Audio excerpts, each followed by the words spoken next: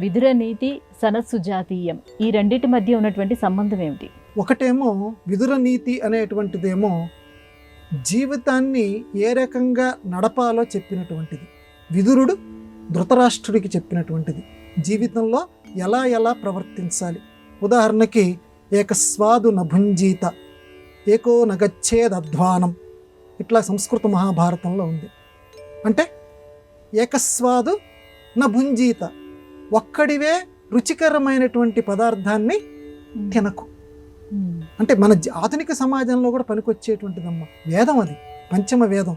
అంటే రుచికల పదార్థం, ఏదో లడ్డో రసగుల్లానో ఏదో నీ చేతికి వచ్చింది, నీ దగ్గర డబ్బు ఉంది కాబట్టి కొనుక్కున్నావు. పక్కన పాపం దీనంగా ఇలా చూస్తుంటారు. ఒక్కడివే తినకు.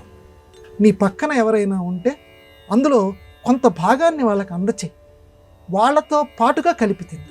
లేదా నీకు తగినటువంటి శిక్ష ఆ భగవంతుడు, ఆ ప్రారబ్ధం నువ్వు అనుభవించి తీరవలసిందే. విదుర నీతి చెప్తాను.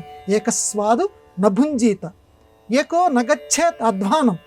అధ్వానం, నా బతుకు అధ్వానంగా ఉందంటాం కదా. అధ్వానంగా ఉందంటే ఏంటమ్మా? అధ్వానం అంటే బజార్.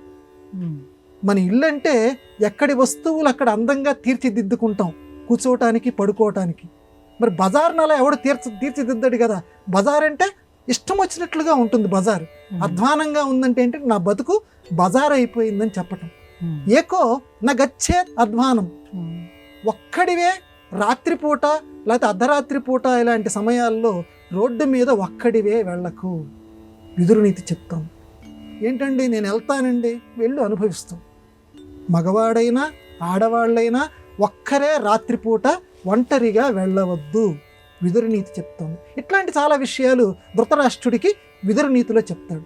ఇదే ధృతరాష్ట్రుడు మంచిగా లౌకికానికి సంబంధించినవి చెప్పావయ్యా, ఆధ్యాత్మికంగా కూడా నాకు తెలుసుకోవాలనుంది, దైవానికి సంబంధించి కూడా. ఈ ధృతరాష్ట్రుడు చాలా విచిత్రమైనటువంటి పాత్ర మహాభారతంలో. ఇతనికి తెలిసినటువంటివి, ఇతను విన్నటువంటివి ఏ ఒక్కరూ వినలేదు. అసలే అంధుడు, కానీ పుత్రప్రేమతోటి ఇంకా అంధుడైపోయాడు.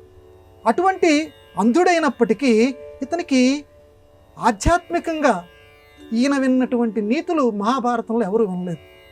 నాకు ఆధ్యాత్మికంగా వినాలనుందనంటే సనత్సుజాతుడు, నేను చెప్పలేను, సనత్సుజాతుడని గొప్ప ముని చెప్తాడు నీకని చెప్తాడు.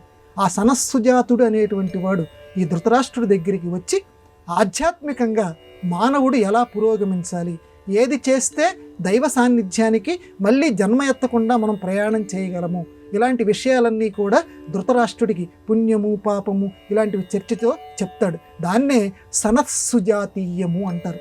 సనత్సుడు అనేటువంటి వాడు చెప్పినటువంటి వేదాంతమైనటువంటి విషయ గ్రంథం. అది కూడా మహాభారతంలో భగవద్గీతలాగా చాలా ప్రఖ్యాతి చెందినటువంటిది. విదురుడు చెప్పింది లౌకికానికి, అదేమో ఆధ్యాత్మికానికి.